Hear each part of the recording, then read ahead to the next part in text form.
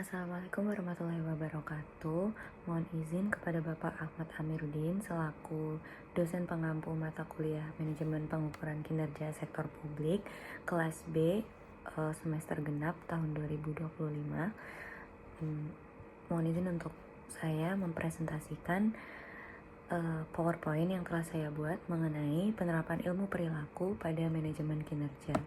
Jadi yang pertama, di latar belakang, di era ini tuh pemerintah banyak sekali mendapat tuntutan untuk melakukan transparansi bukti dan hasil kinerja pemerintah melalui data kinerja atau performance measurement. Nah, hal ini tuh memantik perkembangan studi penyajian data pengukur kinerja tentang bagaimana kemampuan masyarakat dalam mengolah atau menerima data yang disajikan oleh pemerintah melalui publikasi data. Kemudian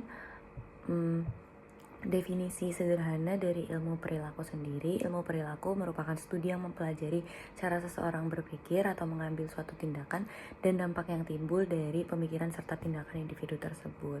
Nah, kemudian yang disayangkan adalah ilmu perilaku itu belum benar-benar diterapkan di pemerintahan. Jadi kemudian ada inisiasi perkembangan ilmu dari ilmu perilaku itu sendiri menjadi administrasi publik perilaku, di mana administrasi publik perilaku ini merupakan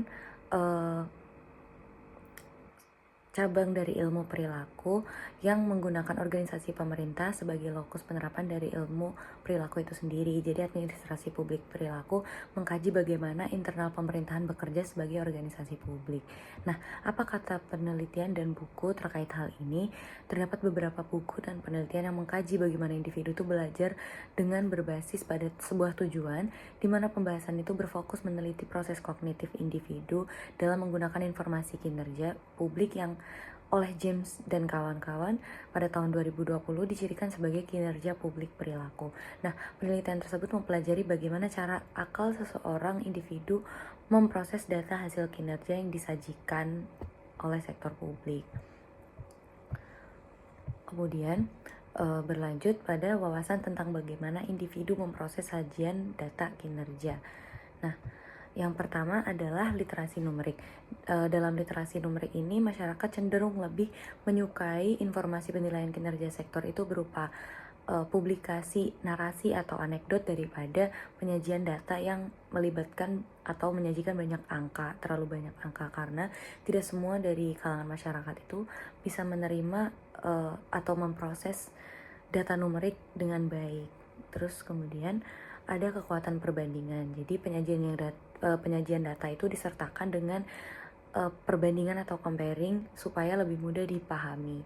Kemudian yang ketiga adalah bias anti sektor publik yang tersirat, yakni di mana asumsi masyarakat itu pelayanan publik dirasa kurang efisien atau kurang memenuhi ekspektasi mereka. Kemudian selanjutnya adalah skeptisisme terhadap pemerintah. Jadi masyarakat merasa kurang percaya terhadap indikator pengukur kinerja yang dipublikasi oleh pemerintah itu sendiri kepada masyarakat publik.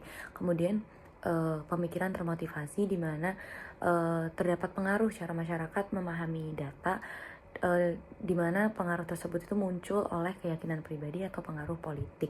Kemudian ada bias negatif.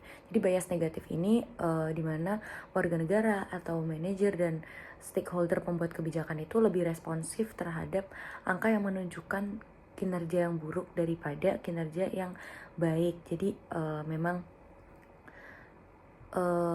bias negatif ini memberikan dampak di mana efek negatif itu cenderung lebih dilihat atau lebih dominan ketimbang dengan efek positif yang sudah ada sebelumnya, atau bahkan apabila efek positif atau bukti kinerja positif itu lebih mendominasi, tetapi ada setitik kesalahan atau negativitas yang dilihat adalah sisi negativitasnya. Kemudian adalah dorongan pembelajaran. Dorongan pembelajaran ini berdasarkan dari data yang dapat meningkat jika seorang individu menggunakan rutinitas pembelajaran sosial yang terkadang disebut dengan forum pembelajaran atau open discuss. Kemudian literasi numerik, di mana individu dengan tipe non-numerik ini cenderung merasa sulit menerima sajian data numerik. Kemudian ada eksperimen yang pernah dilakukan oleh Olsen pada tahun 2017 kala itu Olsen melakukan penelitian di sebuah rumah sakit. Jadi Olsen mengkaji perspektif orang terhadap kinerja sebuah rumah sakit, dan Olsen menemukan fakta bahwa informasi anekdot itu cenderung lebih mudah dipahami oleh masyarakat dan lebih mudah diingat ketimbang informasi yang berupa data-data statistik atau data-data yang memuat banyak angka. Kemudian kekuatan perbandingan. Ketika memahami sebuah data, seseorang itu memerlukan acuan atau beberapa titik referensi sebagai alat bantu pemahaman menurut Tversky dan Kahneman pada tahun 1974.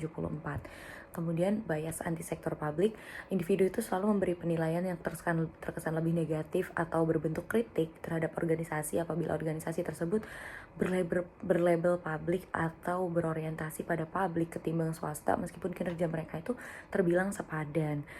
Seperti yang dikemukakan oleh Merkel pada tahun 2016 itu, di mana masyarakat secara otomatis dan tanpa disadari mengasosiasikan organisasi sektor publik dengan inefisiensi, ketidakfleksibelan, dan hal-hal merendahkan lainnya.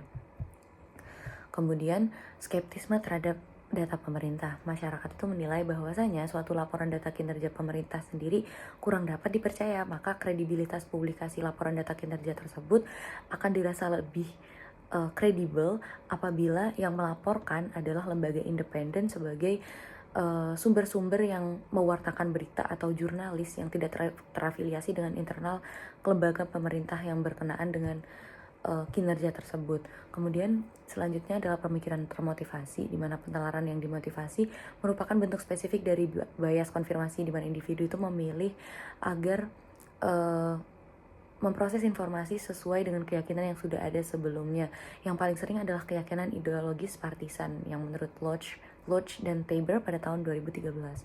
Kemudian yang selanjutnya adalah bias negatif, di mana seperti yang sudah dijelaskan sebelumnya, warga negara, manajer, dan perancang kebijakan itu cenderung lebih responsif terhadap penilaian atau isu negatif ketimbang sisi positif. Selanjutnya adalah dorongan pembelajaran, di mana forum pembelajaran mengenai data kinerja itu dirasa mampu memperkenalkan masyarakat terhadap pengelolaan program-program, pengambilan keputusan strategis, dan pengaturan sumber daya yang berkenaan dengan sektor publik terkait. Kemudian selanjutnya adalah studi kasus yang berkenaan dengan topik PowerPoint yang saya berikan terkait ilmu perilaku pada manajemen kinerja. Jadi ada sebuah program yang dicanangkan oleh lembaga pemerintah, yakni program Kartu Prakerja pada tahun 2020, sebuah program yang berkenaan dengan goals pemerintah dalam meningkatkan kualitas sumber daya pekerja di era pandemi itu diluncurkan oleh pemerintah untuk bertujuan sebagai sarana perbaikan dari perekonomian warga yang saat itu tuh down karena lagi pandemi. Kemudian program Kartu Prakerja ini bertujuan untuk memberi masyarakat pelatihan keterampilan kinerja sebagai bekal awal terjun ke dunia kerja. Nah, program ini digadangkan dengan title Program Kartu Prakerja. Nah, lantas bagaimana keterkaitan program Kartu Prakerja ini dengan praktik ilmu perilaku? Yang pertama berkaitan dengan metode dorongan halus atau nudging. Jadi testimoni yang telah membuktikan keberhasilan program ini dari peserta terdahulu mampu meyakinkan masyarakat atas kredibilitas program ini. Jadi memang masyarakat itu cenderung lebih memandang bagaimana hasil dari program ini, hasil nyata, hasil real dari program ini berdampak. Penerapan metode nudging ini mengaplikasikan ajakan yang naratif daripada menunjukkan bukti berupa data statistik akan hasil dari program kinerja yang dilaksanakan oleh pemerintah ini. Kemudian yang kedua adalah publikasi data oleh lembaga independen, yang dimana pemerintah itu tidak serta-merta mengolah data indikator pengukur keberhasilan program ini secara mandiri, tetapi pemerintah itu menyerahkan penilaian kepada Badan Pusat Statistik sebagai lembaga independen yang bertanggung jawab atas penilaian dan publikasi indeks keberhasilan program. Kemudian efek bias negativitas ketika terdapat sebuah testimoni kegagalan, yang mana testimoni kegagalan tersebut itu hanya berjumlah sepersekian persen daripada jumlah keberhasilan yang dihasilkan, maka masyarakat cenderung akan menilai negatif program ini dan menilai bahwa program ini dapat dikatakan gagal. Kemudian selanjutnya adalah learning forum atau forum pembelajaran, di mana ketika diadakannya forum pembelajaran terkait teknis program Kartu Prakerja, internal dari program itu dapat melakukan evaluasi yang mendalam apabila ditemukan celah-celah kesalahan atau kegagalan dan kecacatan dalam pelaksanaan program. Kemudian kesimpulan yang dapat diambil adalah data yang sempurna itu belum cukup membantu sektor publik dalam proses penyampaian kepada masyarakat. Hal ini tuh harus dibersamai dengan studi pemahaman bagaimana cara masyarakat menerima dan memproses data-data tersebut. Selain itu, pemerintah juga harus memastikan bahwa data kinerja itu dapat dipergunakan dengan baik dalam proses kinerja mereka sehari-hari secara berkelanjutan atau continuity. Nah, studi pemahaman cara berpikir masyarakat juga didasarkan atas upaya sektor publik meminimalisir terjadinya bias atau kesalahan masyarakat dalam berpikir atau menyampaikan informasi yang disajikan oleh sektor publik. Ini juga menimbulkan tuntutan bagi para peneliti untuk selalu mengupayakan inovasi dan mengorganisir lembaga publik yang memberikan hasil prima bagi masyarakat.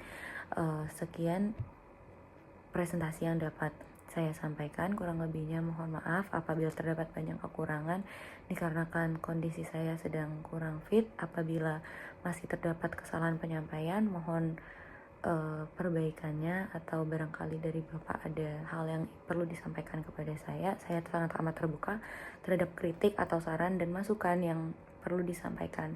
Terima kasih. Wassalamualaikum warahmatullahi wabarakatuh.